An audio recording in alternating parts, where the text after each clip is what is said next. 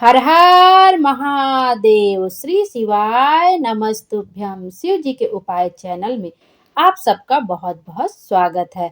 आइए आज के वीडियो में हम गुरुवार व्रत कथा का श्रवण करेंगे। गुरुवार का दिन भगवान विष्णु को समर्पित होता है। गुरुवार के दिन भगवान विष्णु और माता लक्ष्मी की विधि विधान से पूजा अर्चना करने के बाद हमें गुरुवार व्रत कथा का श्रवण अवश्य करना चाहिए। आप अपने हाथ में थोड़ा सा गुड़ और मुनक्का या मुनक्का ना मिले तो किशमिश लेकर और थोड़ी सी चने की दाल लेकर आपको व्रत कथा का श्रवण करना चाहिए। हो सके तो केले के वृक्ष के नीचे बैठ के आपको गुरुवार व्रत कथा का श्रवण करना चाहिए।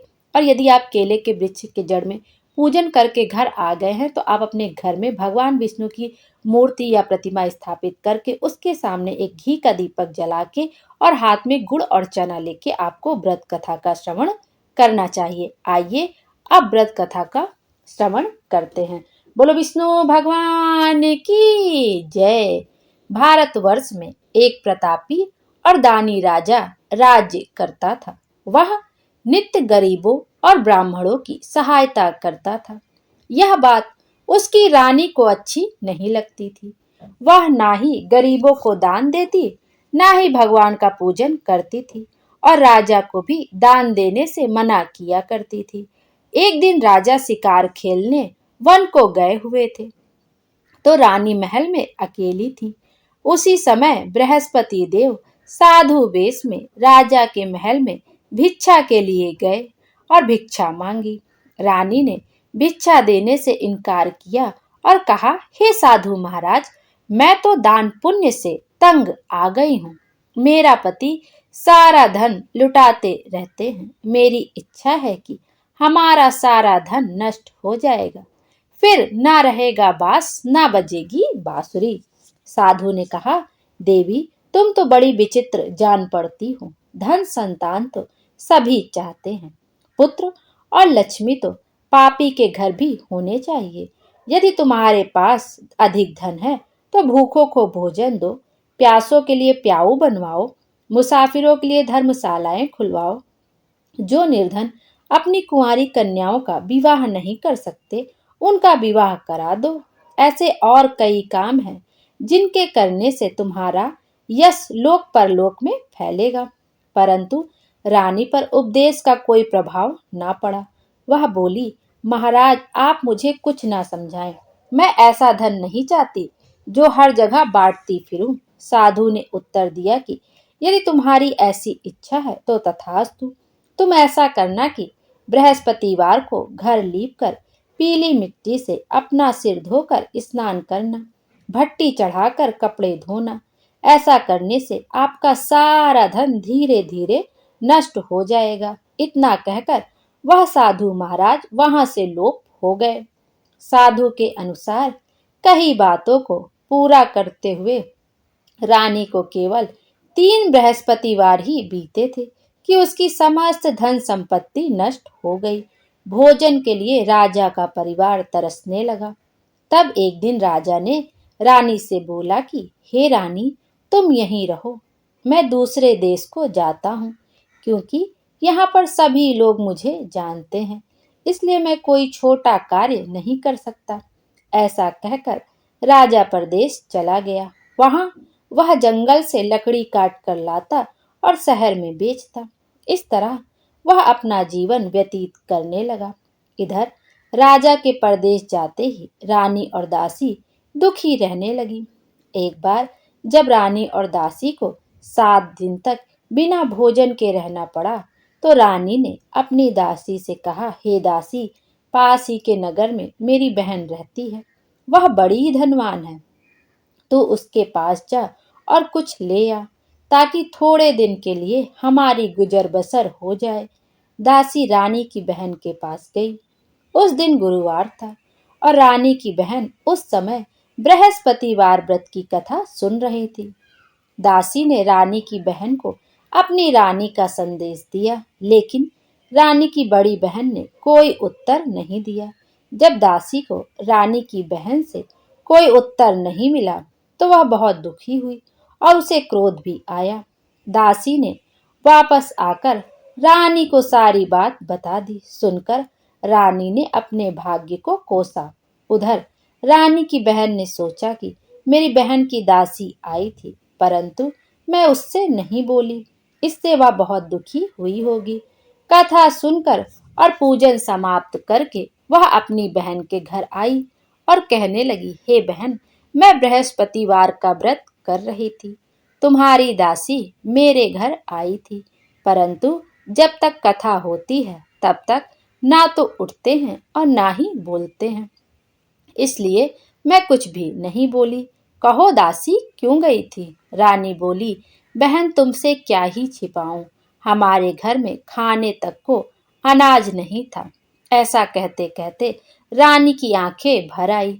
उसने दासी समेत पिछले 7 दिनों से भूखे रहने की बात अपनी बहन को विस्तार पूर्वक सुना दी। रानी की बहन बोली, देखो बहन, भगवान बृहस्पति देव सबकी मनोकामना को पूर्ण करते हैं। देखो, शायद तुम्हारे घर में अनाज रखा हो। पहले तो रानी को विश्वास नहीं हुआ, पर बहन के आग्रह करने पर उसने अपनी दासी को अंदर भेजा तो उसे सचमुच अनाज से भरा एक घड़ा मिल गया। यह देखकर दासी को बड़ी हैरानी हुई। दासी रानी से कहने लगी, हे रानी, जब हमको भोजन नहीं मिलता तो हम व्रत ही तो करते हैं, इसलिए क्यों न इनसे व्रत और कथा की विधि पूछ ली जाए ताकि हम भी व्रत कर सकें। तब रानी ने अपनी बहन से बृहस्पतिवार व्रत के बारे में पूछा। उसकी बहन ने बताया, बृहस्पतिवार के व्रत में चने की दाल और मुनक्का से विष्णु भगवान का केले की जड़ में पूजन करें तथा दीपक जलाएं, व्रत कथा सुने और पीला भोजन ही करें, इससे बृहस्पति देव प्रसन्न होते हैं। व्रत और पूजन विधि बताकर रानी की बहन अपने घर को लौट गई। 7 दिन के बाद जब गुरुवार आया तो रानी और दासी ने व्रत रखा। घुड़साल में जाकर चना और गुड़ लेकर आई, फिर उससे केले की जड़ तथा विष्णु भगवान का पूजन किया। अब पीला भोजन कहाँ से आए? इस बात को लेकर दोनों बहुत दुखी थी। चूंकि उन्होंने व्रत रखा था, इसलिए बृहस्पति देव उनसे प्रसन्न थे। इसलिए वे एक साधारण व्यक्ति का रूप धारण कर 2 थालों में सुंदर पीला भोजन दासी को दे गए। भोजन पाकर दासी प्रसन्न हुई और फिर रानी के साथ मिलकर भोजन ग्रहण किया। उसके बाद वे सभी गुरुवार को व्रत और पूजन करने लगी। बृहस्पति भगवान की कृपा से उनके पास फिर से धन संपत्ति आ गई, परंतु रानी फिर से पहले की तरह आलस्य करने लगी। तब दासी बोली, देखो रानी, तुम पहले भी इस प्रकार आलस्य करती थी, तुम्हें धन रखने में कष्ट होता था, इस कारण सभी धन नष्ट हो गया, और अब जब भगवान बृहस्पति की कृपा से धन मिला है तो तुम्हें फिर से आलस्य होता है। रानी को समझाते हुए दासी कहती है कि बड़ी मुसीबतों के बाद हमने यह धन पाया है, इसलिए हमें दान पुण्य करना चाहिए, भूखे मनुष्यों को भोजन कराना चाहिए और धन को शुभ कार्यों में खर्च करना चाहिए, जिससे तुम्हारे कुल का यश बढ़ेगा, स्वर्ग की प्राप्ति होगी और पितृ प्रसन्न होंगे। दासी की बात मानकर रानी अपना धन शुभ कार्यों में खर्च करने लगी, जिससे पूरे नगर में उसका यश फैलने लगा। एक दिन राजा दुखी होकर जंगल में एक पेड़ के नीचे आसन जमाकर बैठ गया। वह अपनी दशा को याद करके व्याकुल होने लगा। बृहस्पतिवार का दिन था। एकाएक उसने देखा कि निर्जन वन में एक साधु प्रकट हुए। वह साधु वेश में स्वयं बृहस्पति देवता थे। लकड़हारे के सामने आकर बोले, हे लकड़हारे, इस सुनसान जंगल में तू चिंता मग्न क्यों बैठा है? लकड़हारे ने दोनों हाथ जोड़कर प्रणाम किया और उत्तर दिया, महात्मा जी, आप सब कुछ जानते हैं, मैं क्या ही कहूँ। यह कहकर वह रोने लगा और साधु को अपनी आत्मकथा सुनाई। महात्मा जी ने कहा, तुम्हारी स्त्री ने बृहस्पतिवार के दिन बृहस्पति भगवान का निरादर किया है, जिसके कारण रुष्ट होकर उन्होंने तुम्हारी यह दशा कर दी। अब तुम चिंता को दूर करके मेरे कहने पर चलो, तो तुम्हारे सब कष्ट दूर हो जाएंगे और भगवान पहले से भी अधिक धन संपत्ति देंगे। तुम बृहस्पति के दिन कथा किया करो। 2 पैसे के चने मुनक्का लाकर उसका प्रसाद बनाओ और शुद्ध जल से लोटे में शक्कर मिलाकर अमृत तैयार करो। कथा के पश्चात अपने सारे परिवार और सुनने वाले प्रेमियों में अमृत व प्रसाद बांटकर आप भी ग्रहण करो। ऐसा करने से भगवान तुम्हारी सब मनोकामनाएं पूरी करेंगे।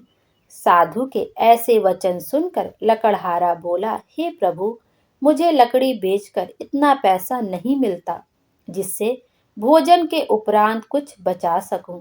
मैंने रात्रि में अपनी स्त्री को व्याकुल देखा है। मेरे पास कुछ भी नहीं जिससे मैं उसकी खबर भी मंगा सकूं। साधु ने कहा, हे लकड़हारे, तुम किसी बात की चिंता मत करो। बृहस्पतिवार के दिन तुम रोजाना की तरह लकड़ियां लेकर शहर को जाओ।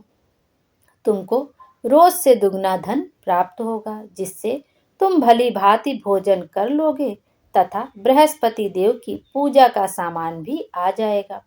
इतना कहकर साधु महात्मा अंतर्ध्यान हो गए। धीरे धीरे समय व्यतीत होने पर फिर वही बृहस्पतिवार का दिन आया। लकड़हारा जंगल से लकड़ी काटकर शहर में बेचने गया। उसे उस दिन से अधिक पैसा मिला। राजा ने चना गुड़ आदि लाकर गुरुवार का व्रत किया। उस दिन से उसके सभी क्लेश दूर हो गए। परंतु जब दोबारा गुरुवार का दिन आया तो वह बृहस्पतिवार का व्रत करना भूल गया। इस कारण बृहस्पति भगवान नाराज हो गए। उस दिन उस नगर के राजा ने विशाल यज्ञ का आयोजन किया तथा शहर में यह घोषणा करा दी कि कोई भी मनुष्य अपने घर में भोजन ना बनावे, ना आग जलावे। समस्त जनता मेरे यहाँ भोजन करने आवे। इस आज्ञा को जो ना मानेगा उसे फांसी की सजा दी जाएगी। इस तरह की घोषणा संपूर्ण नगर में करवा दी गई। राजा की आज्ञा अनुसार शहर के सभी लोग भोजन करने गए, लेकिन लकड़हारा कुछ देर से पहुंचा, इसलिए राजा उसको अपने साथ घर लिवा ले गए और ले जाकर भोजन करा रहे थे तो रानी की दृष्टि उस खूंटी पर पड़ी जिस पर उसका हार लटका हुआ था। वह वहां पर दिखाई नहीं दिया। रानी ने निश्चय किया कि मेरा हार इस मनुष्य ने चुरा लिया है। उसी समय सिपाहियों को बुलाकर उसको कारागार में डलवा दिया। जब लकड़हारा कारागार में पड़ गया और बहुत दुखी होकर विचार करने लगा कि ना जाने कौन से पूर्व जन्म के कर्म से मुझे यह दुख प्राप्त हुआ है, और उसी साधु को याद करने लगा कि जो कि जंगल में मिला था। उसी समय तत्काल बृहस्पति देव साधु के रूप में प्रकट हुए और उसकी दशा को देखकर कहने लगे, अरे मूर्ख, तूने बृहस्पति देव की कथा नहीं करी, इस कारण तुझे दुख प्राप्त हुआ है। अब चिंता मत कर। बृहस्पतिवार के दिन कारागार के दरवाजे पर 4 पैसे पड़े मिलेंगे। उनसे तू बृहस्पति देव की पूजा करना, तेरे सभी कष्ट दूर हो जाएंगे। बृहस्पतिवार के दिन उसे 4 पैसे मिले। लकड़हारे ने कथा कही। उसी रात्रि को बृहस्पति देव ने उस नगर के राजा को स्वप्न में कहा, हे राजा, तुमने जिस आदमी को कारागार में बंद कर दिया है वह निर्दोष है, वह राजा है, उसे छोड़ देना। रानी का हार उसी खूंटी पर लटका है। अगर तू ऐसा नहीं करेगा तो मैं तेरे राज्य को नष्ट कर दूंगा। इस तरह रात्रि के स्वप्न को देखकर राजा प्रातः काल उठा और खूंटी पर हार देखकर लकड़हारे को बुलाकर क्षमा मांगी तथा लकड़हारे को योग्य सुंदर वस्त्र आभूषण देकर विदा कर दिया। बृहस्पति देव की आज्ञानुसार लकड़हारा अपने नगर को चल दिया। राजा जब अपने नगर के निकट पहुंचा तो उसे बड़ा आश्चर्य हुआ। नगर में पहले से अधिक बाग, तालाब, कुआं तथा बहुत सी धर्मशाला, मंदिर आदि बन गई थी। राजा ने पूछा, यह किसका बाग और धर्मशाला है? तब नगर के सब लोग कहने लगे, यह सब रानी और बांदी के हैं। तो राजा को आश्चर्य हुआ और गुस्सा भी आया। जब रानी ने यह खबर सुनी कि राजा आ रहे हैं, तो उन्होंने बांदी से कहा कि हे दासी, देख, राजा हमको कितनी बुरी हालत में छोड़ गए थे। हमारी ऐसी हालत देखकर वह लौट ना जाए, इसलिए तू दरवाजे पर खड़ी हो जा। आज्ञा अनुसार दासी दरवाजे पर खड़ी हो गई। राजा आए तो वह उन्हें अपने साथ लिवा लाई। तब राजा ने क्रोध करके अपनी रानी से पूछा कि यह धन तुम्हें कैसे प्राप्त हुआ है। तब उन्होंने कहा कि हमें यह सब बृहस्पति देव के व्रत के प्रभाव से प्राप्त हुआ है। राजा ने निश्चय किया कि 7 रोज बाद तो सभी बृहस्पति देव का पूजन करते हैं, परंतु मैं प्रतिदिन दिन में 3 बार कहानी तथा रोज व्रत किया करूंगा। अब हर समय राजा के दुपट्टे में चने की दाल बंधी रहती तथा दिन में 3 बार कहानी राजा जी कहते। एक रोज राजा ने विचार किया कि चलो अपनी बहन के यहाँ हो आवें। इस तरह निश्चय कर राजा घोड़े पर सवार हो अपनी बहन के यहाँ को चलने लगे। मार्ग में उसने देखा कि कुछ आदमी एक मुर्दे को लिए जा रहे हैं। उन्हें रोककर राजा कहने लगा, अरे भाइयों, मेरी बृहस्पति देव की कथा सुन लो। वे बोले, लो, हमारा तो आदमी मर गया है, इसको अपनी कथा की पड़ी है। परंतु कुछ आदमी बोले, अच्छा कहो, हम तुम्हारी कथा सुन ही लेते हैं। राजा ने दाल निकाली और जब कथा आधी हुई तो मुर्दा हिलने लग गया, और जब कथा समाप्त हो गई तो राम राम करके मनुष्य उठकर खड़ा हो गया। आगे मार्ग में उसे एक किसान खेत में हल चलाता मिला। राजा ने उसे देख और उससे बोला, अरे भैया, तुम मेरी बृहस्पतिवार की कथा सुन लो। किसान बोला, जब तक मैं तेरी कथा सुनूंगा तब तक 4 हरैया जोत लूंगा। जा अपनी कथा किसी और को सुनाना। इस तरह राजा आगे चलने लगा। राजा के हटते ही बैल पछाड़ खाकर गिर गए तथा किसान के पेट में बड़ी जोर का दर्द होने लगा। उस समय उसकी माँ रोटी लेकर आई। उसने जब यह देखा तो अपने पुत्र से सब हाल पूछा और बेटे ने सभी हाल कह दिया। तब बुढ़िया माई दौड़ी दौड़ी उस घुड़सवार के पास गई और उससे बोली कि मैं तेरी कथा सुनूंगी, तू अपनी कथा मेरे खेत पर चलकर ही कहना। राजा ने बुढ़िया के खेत पर जाकर कथा कही, जिसके सुनते ही वह बैल उठ खड़े हुए तथा किसान के पेट का दर्द भी बंद हो गया। राजा अपनी बहन के घर पहुंचा। बहन ने भाई की खूब मेहमानी की। दूसरे रोज प्रातःकाल राजा जागा तो वह देखने लगा कि सब लोग भोजन कर रहे हैं। राजा ने अपनी बहन से कहा, ऐसा कोई मनुष्य है जिसने भोजन नहीं किया हो, वह मेरी गुरुवार की व्रत कथा सुन ले। बहन बोली, हे भैया, यह देश ऐसा ही है। पहले यहाँ लोग भोजन करते हैं, बाद में अन्य कोई काम करते हैं। अगर कोई पड़ोस में हो तो मैं देख आती हूँ। वह ऐसा कहकर देखने चली गई, परंतु उसे कोई ऐसा व्यक्ति नहीं मिला जिसने भोजन ना किया हो। अतः वह एक कुम्हार के घर गई जिसका लड़का बीमार था। उसे मालूम हुआ कि उनके यहाँ 3 रोज से किसी ने भोजन नहीं किया है। रानी ने अपने भाई की कथा सुनने के लिए कुम्हार से कहा। वह तैयार हो गया। राजा ने जाकर बृहस्पतिवार की कथा कही, जिसको सुनकर उसका लड़का ठीक हो गया। अब तो राजा की प्रशंसा होने लगी। एक रोज राजा ने अपनी बहन से कहा कि हे बहन, अब हम अपने घर को जाएंगे, तुम भी तैयार हो जाओ। राजा की बहन ने अपनी सास से कहा। सास ने कहा, हाँ चली जा, परंतु अपने लड़कों को मत ले जाना, क्योंकि तेरे भाई के कोई औलाद नहीं है।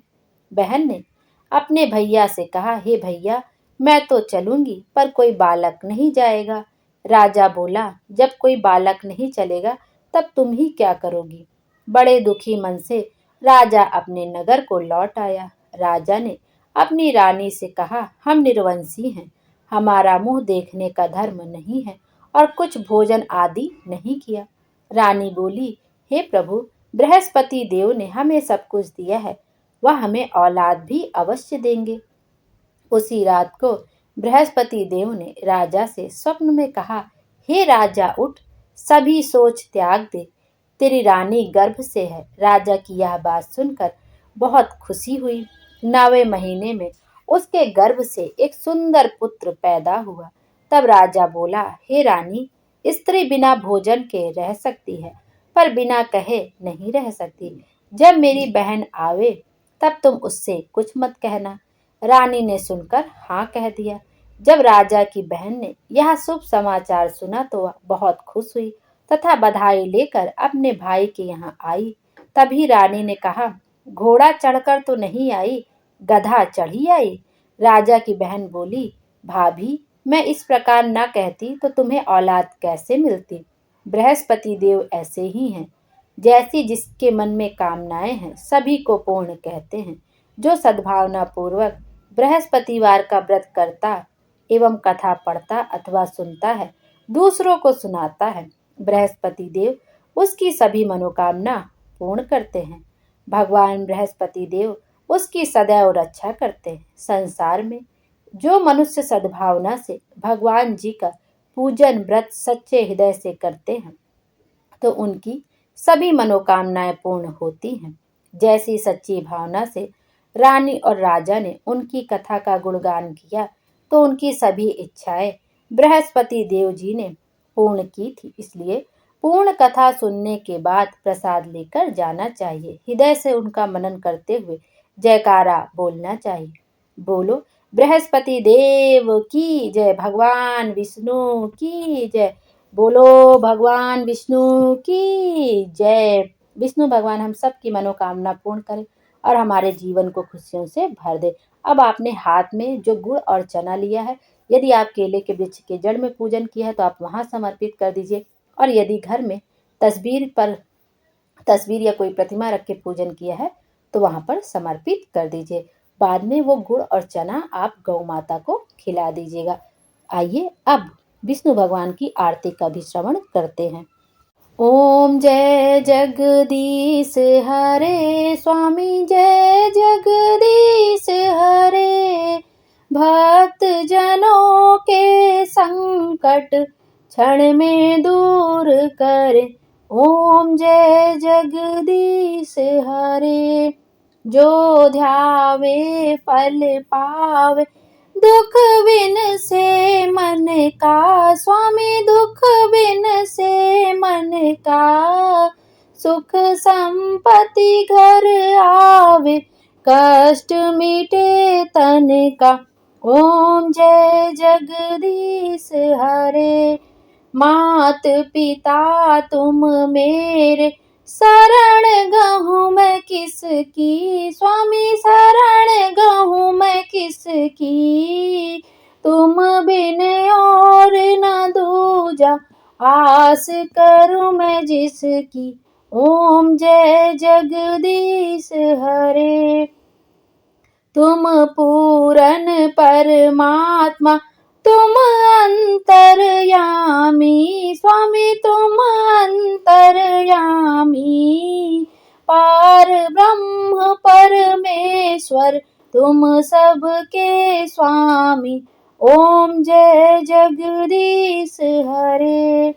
तुम करुणा के सागर, तुम पालन करता। स्वामी तुम पालन करता। मैं मूरख खल कामी, कृपा करो भरता। ओम जय जगदीश हरे। तुम हो एक अगोचर, सबके प्राणपति। स्वामी सबके प्राणपति। किस विध मिलूं दया मैं, तुमको मैं कुमति। ओम जय जगदीश हरे। दीन बंधु दुख हरता, तुम रक्षक मेरे। स्वामी तुम रक्षक मेरे। करुणा हस्त उठाओ, द्वार पड़ा मैं तेरे। ओम जय जगदीश हरे। विषय विकार मिटाओ, पाप हरो देवा स्वामी, पाप हरो देवा। श्रद्धा भक्ति बढ़ाओ, संतन की सेवा। ओम जय जगदीश हरे, श्री जगदीश जी की आरती जो कोई नर गावे, स्वामी जो कोई नर गावे। कहत शिवानंद स्वामी, सुख संपत्ति पावे। ओम जय जगदीश हरे, स्वामी जय जगदीश हरे। बोलो विष्णु भगवान की जय। विष्णु भगवान हम सबकी मनोकामना पूर्ण करें और हमारे जीवन को खुशियों से भर दे। Thank you.